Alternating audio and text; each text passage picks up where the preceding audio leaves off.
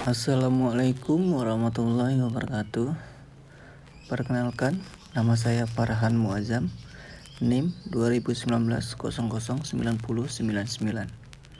Saya berkuliah di Universitas Sarjana Wiyata Taman Siswa, mengambil jurusan Agroteknologi Fakultas Pertanian. Di sini saya akan menjelaskan Taman Siswa. Apa itu Taman Siswa? Taman Siswa adalah nama sekolah yang didirikan oleh Ki Hajar Dewantara pada tanggal 3 Juli tahun 1922 di Yogyakarta. Taman berarti tempat bermain atau tempat belajar, dan siswa berarti murid. Pada waktu pertama kali didirikan, sekolah Taman Siswa ini diberi nama National Onderwijs Instituut Taman Siswa, yang merupakan realisasi gagasan beliau bersama-sama dengan teman di Paguyuban Selosok Kliwon. Prinsip dasar Taman Siswa. Prinsip dasar Taman Siswa, prinsip dasar dalam sekolah atau pendidikan Taman Siswa yang menjadi pedoman bagi seorang guru dikenal sebagai Patrap Triloka. Konsep ini dikembangkan oleh Suwardi setelah ia mempelajari sistem pendidikan progresif yang diperkenalkan oleh Maria Montessori berasal dari Italia dan Rabindranath Tagore yang berasal dari India. Patrap Triloka memiliki unsur-unsur dalam bahasa Jawa. Patrap Triloka Taman Siswa. Ing ngarsa sung tulada, ing madya mangun karsa, tut wuri handayani. Arti semboyan ini adalah tut wuri handayani, yang berarti dari belakang seorang guru harus bisa memberikan dorongan dan arahan. Ing madya mangun karsa, yang artinya di tengah atau di antara murid, guru harus menciptakan perkasa dan ide. Dan ing ngarsa sung tulada artinya di depan. Seorang pendidik harus memberi teladan atau contoh tindakan yang baik. Taman Siswa sekarang.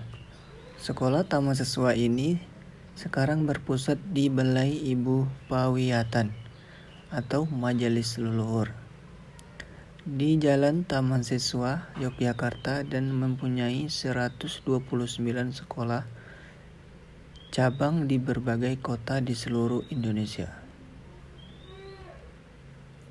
Ki Hajar Dewantara, Sejarah Bapak Pendidikan Nusantara. Memiliki nama asli sebagai Raden Mas Ki Hajar Dewantara Seor Janingrat, lahir di Yogyakarta 2 Mei 1889, wafat di Yogyakarta 26 April 1959. Tanggal lahirnya diperingati sebagai Hardiknas atau disebut juga dengan Hari Pendidikan Nasional. Masa muda dan awal karir Bapak Ki Hajar Dewantara. Ki Hajar Dewantara berasal dari lingkungan keluarga keraton Yogyakarta. Ia menamatkan pendidikan dasar di ILS atau Sekolah Dasar Eropa Belanda. Kemudian sempat melanjutkan ke Stovia, Sekolah Dokter Bumi Putera, tapi tidak sempat tamat karena sakit. Kemudian ia bekerja sebagai penulis dan wartawan di beberapa surat kabar, antara lain Sediotomo, Miden Java, The Express, Wetosen Hindia, Kaoem Moedah, Jaja Timur, dan Poesara. Pada masanya ia tergolong penulis handal. Tulisan-tulisannya komunikatif dan tajam dengan semangat anti kolonial. Aktivitas pergerakan nasional.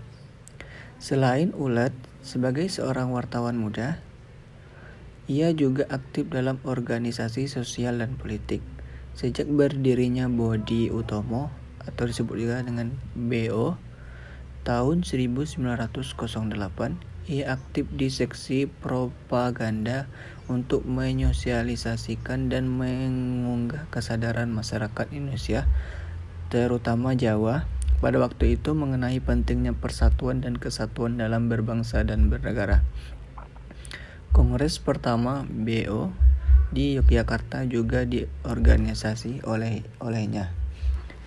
Ki Hajar Dewantara juga menjadi anggota organisasi Insulinde, suatu organisasi multietnik yang didominasi kaum Indo yang memperjuangkan perintah sendiri di Hindia Belanda.